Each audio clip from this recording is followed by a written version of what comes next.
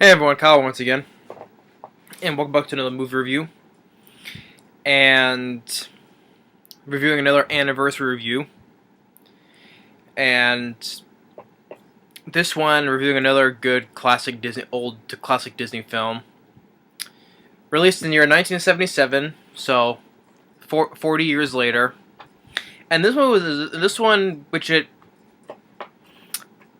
I would have not thought a review if it wasn't for this guy. A guy by the name of Joe Fitney left saying, "Would you review The Rescuers for his 40th anniversary?"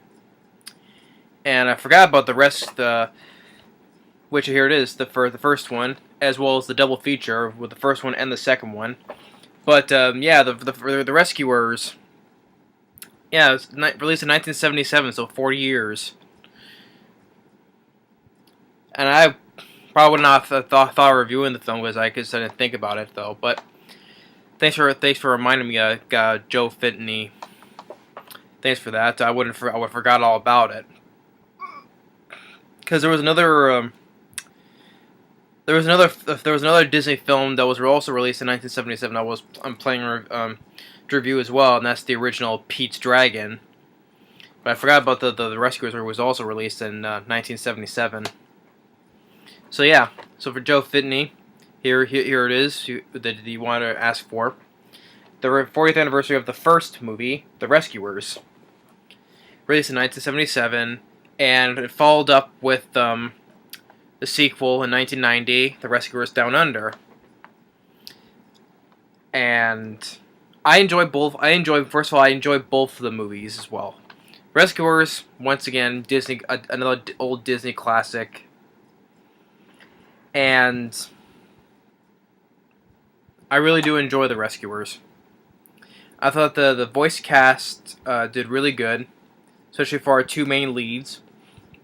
Bob Newhart, who plays Bernard, and Eva Gabor, who plays Bianca. Bob Newhart, he's a veteran actor for many years. Some of the films, I think most films I've not seen him in, but I do remember one film that was from 2004, and that was from Elf with Will Ferrell. He plays Papa Elf. Yeah, he was the elf that raised Will Ferrell's character.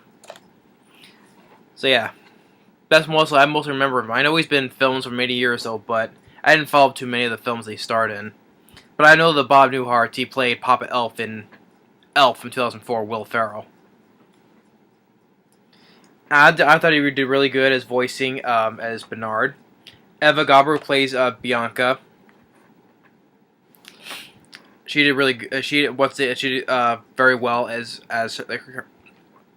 her character. And I also know, after this, she would also be voicing in. No, I think it was. Or I think it was before that. I forget what year, but I forget the year of the Aristocats. She voiced Duchess. I forget what the year. I forget the year Aristocats was. I think it was in the 70s. I think also. I think it was before the Rescuers. So for some reason I was thinking it was 80s, but I couldn't be. I think it had to be in the 70s. Yeah, but so Eva Gabor, she voiced Duchess from the Aristocats. So I enjoyed our two main leads voice really well. Yeah, and you also have a good villain who's the villain of the film, Madame Medusa, voiced by Geraldine Page. I thought she did a good as the villain of Madame Medusa. She's been another old actress nominated for Oscars or Golden Globes or whatever. I thought she did good. I know she's she's now passed on. I think she died in the mid '80s.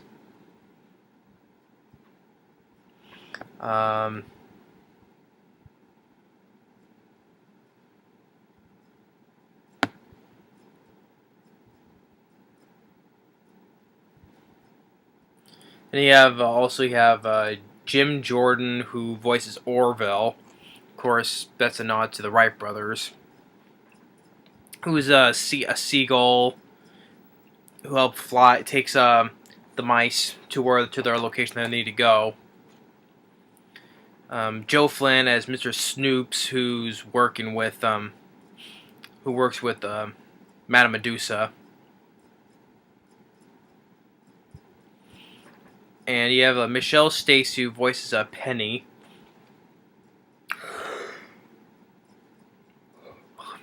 But it was overall a good voice cast from 1977, and it's from 1977. It's once again made old school animation, very well made from the 70s. Oh, excuse me. Always enjoyed the old school animation, make it look like a dark. And now it gives a bright atmosphere, but also give the dark and grittiness look to it as well. That's why I love what the old Disney films has. When it shows like a dark places, gives it like atmosphere and gritty. Just how Disney can get a little bit dark and all that in its tone a bit. Like reminds me of Secret of Nim, wonderfully animated film. Gives it's that right tone of darkness to it. Got a little bit in this as well. And the film was a hit. And the film was a hit back in the day. The songs, you have some of the songs. You have like when the opening of the film where Penny she was kidnapped, and where they have this old steamboat, old wrecked steamboat. She throws a message in a bottle, and you have this song.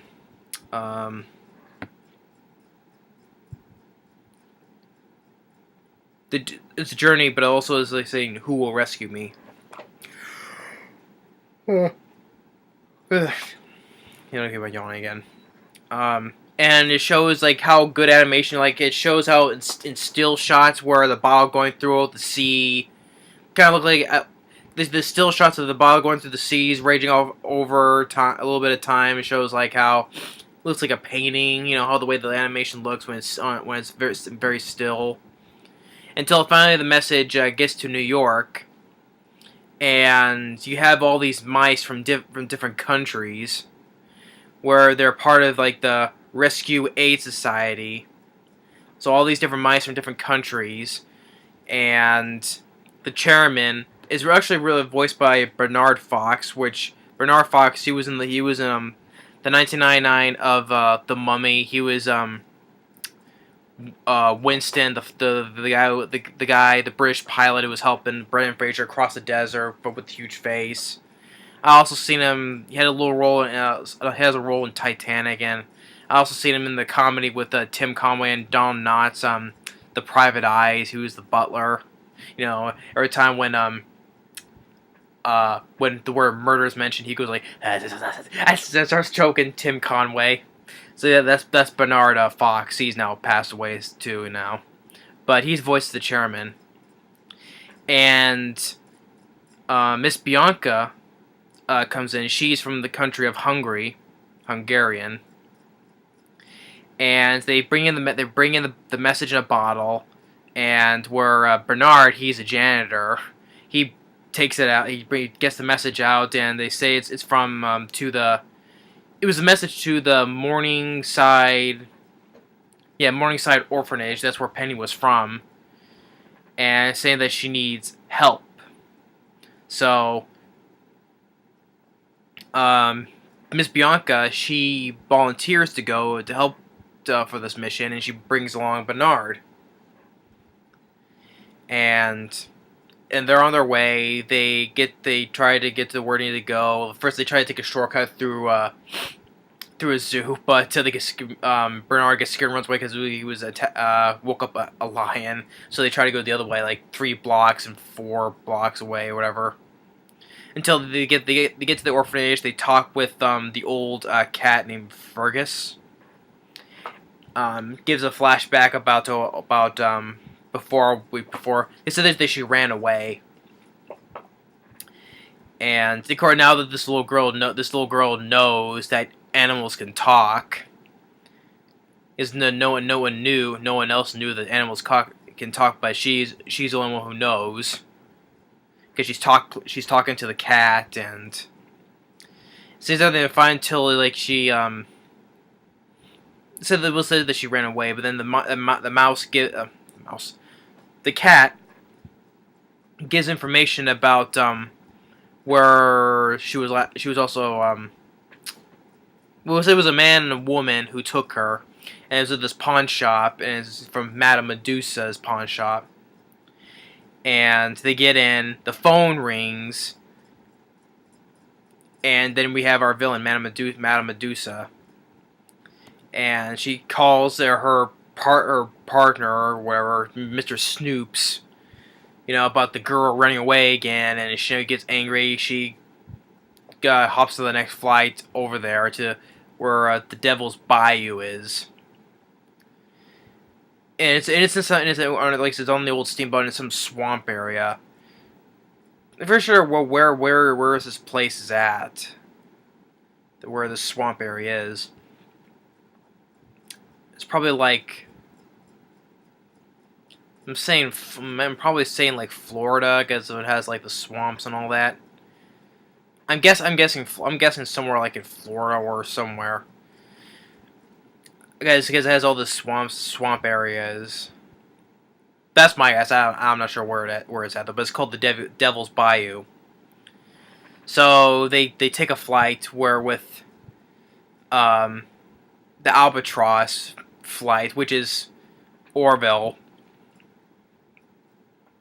the seagull, and which is funny that where his place is at, where he like his sort of like control tower.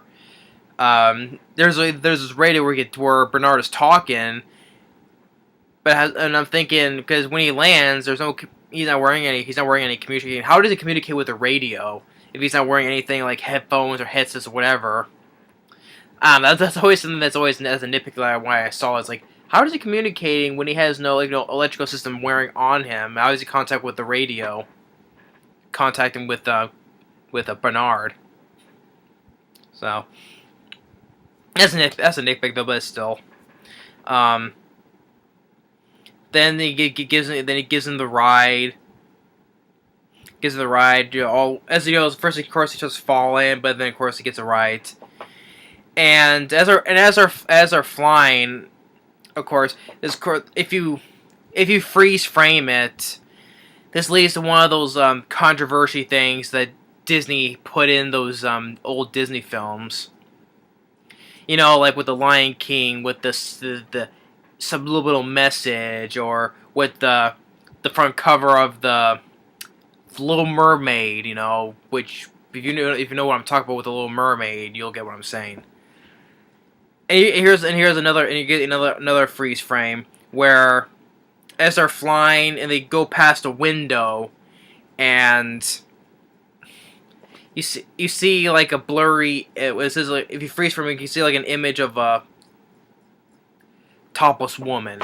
If you freeze frame it, as they're flying by a window, but it's like if you go in too fast, it's like you blink and miss it, But still, I'm just saying, because it's one of those things like, I always wonder who was in the right mind would throw this in old Disney films. Who's like the sick person? Because I'm sure children aren't like smart enough not to see that, or don't have the smarts or the brains to freeze frame and all that stuff though. But still, I don't know who's the person whose idea to throw in all these things in Disney films. I just don't get that. Why, for a gag or whatever, or trying to get children to not. It's like, the children are too dumb enough to see where it's hidden, so they could not be able to see it. I don't know whose idea was that, but still, yeah. As they're flying, if you freeze frame it as they're flying, they go past the window. You see like a topless woman, which I don't know. I just don't know why. It's one of those things when all those subliminal messages you see in those old Disney films. I don't know why. Who was in the right mind would think be a good idea to throw those in there. I don't know why. I just think it's not right. But still. Anyway, moving on. So they're flying. Some time went on, and they finally get to they finally get to where they need to go, and with Penny, she tries to escape. She tries to run away, but only to be caught by Madame Medusa's pet alligators or crocodiles. To me, I think they look like alligators. If it's like in the swamp area, I think it's like alligators. Or sometimes some people could say they look like crocodiles. If they look like alligators or crocodiles, it doesn't matter though. But to me, I always pick alligators. They get caught, and they're both named Nero and Brutus, which they don't talk. I mean, all the animals talk. So why not they do? Because their little girl calls them by their names, and Snoop shoot off fireworks, and while Medusa's riding on this old it's kind of like a car jet ski type of thing. It looks like an old car, but she's riding as a jet ski. But the firework hits Orville. He goes down. They all go down, and there's there's an old mice couple that's down there as well. And they have this little bug named this dragonfly named Inyarud. Inyarud. Because they help push them like a boat, which is a leaf though, and as they see that the steamboat as they arrive, it's funny that Madame Medusa, she goes flying like a bat out of hell, flying off onto the boat with the car jet ski. I'm just calling it a car jet ski. That's what it looks like. She goes flying like a bat out of hell right on from the water onto the boat, and it goes, it's huffing and puffing. Now the reason why they took this girl, because Madame Medusa is looking for the world's biggest diamond. It's called the Devil's Eye, and it's down this little hole where all these bunch of little diamonds are, which she doesn't want though. She wants the diamond.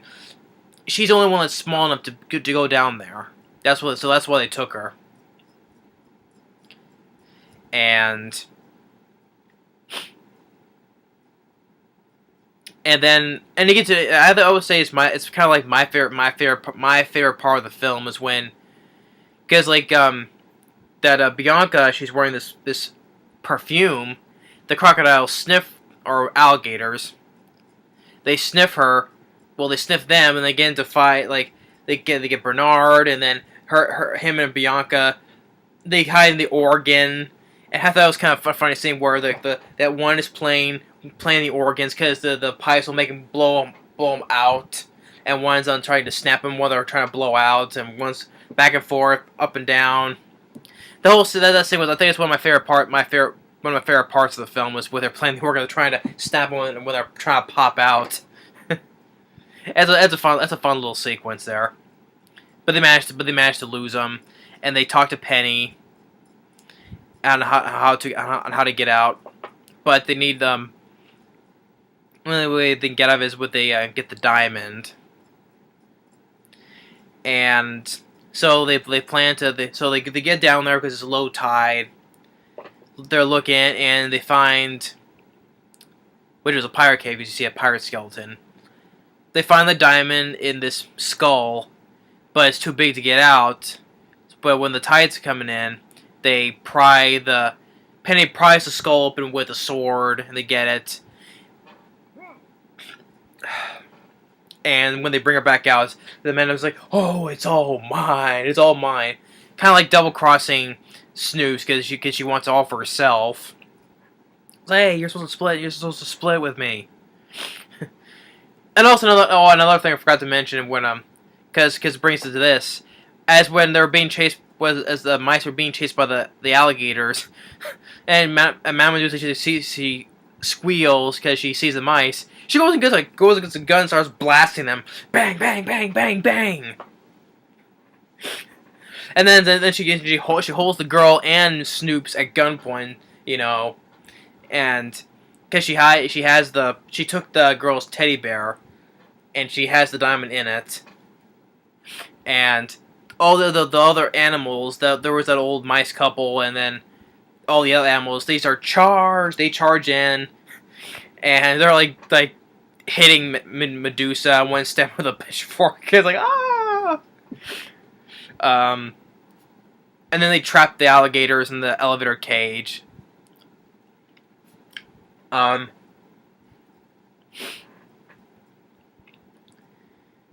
then they get on the old like the car jet ski type thing, and then like the girl like knows how to drive pretty well. And then she's riding on it like what was it, water skier.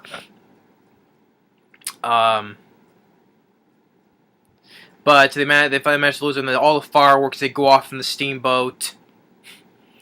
The guy Snoops, he's like, he gets away laughing, and and Medusa, he's like, I want my diamond. She's like hiding top of the smokestack because her alligators try to snap at her because she was like riding on them. She's like whipping them in the face, telling them to go faster, but they didn't like that, so they try to get her. And then back at home in New York, on the news that the Devil's Eye is now in the Smithsonian, and Penny has now been adopted. And she tells the news reporter that she got help with talking mice. And they like, talking mice? Yeah, they've always talked like us. Did you know that? And he's like, no, I didn't, but now I do. So now, after all that, they got a new message. And Bernard and Bianca, they volunteer on the next adventure, and you can say that and you say that by this time they're kind of like a couple now, basically. And as they ride off on Orville into their next adventure, and I'm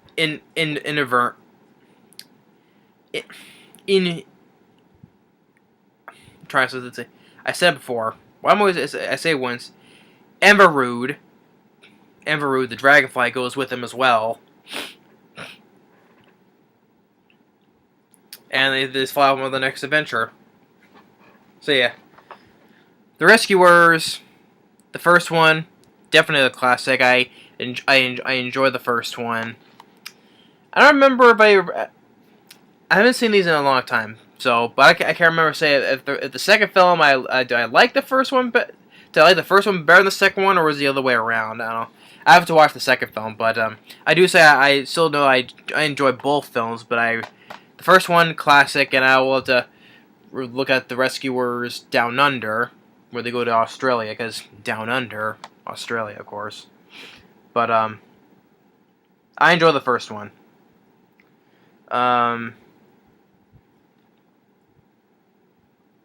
For features, not much.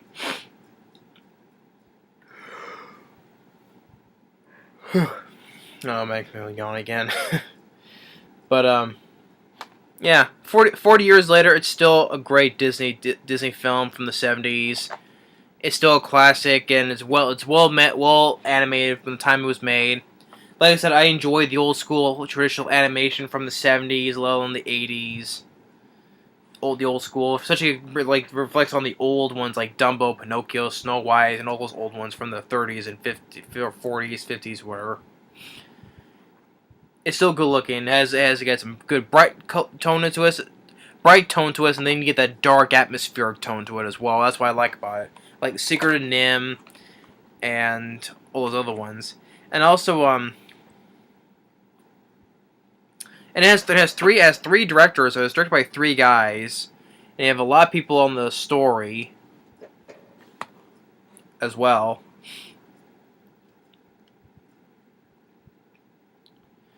I never knew. Since I grew up with the films, I never knew they were based on a book series called The Rescuers and Miss Bianca. I never knew that though.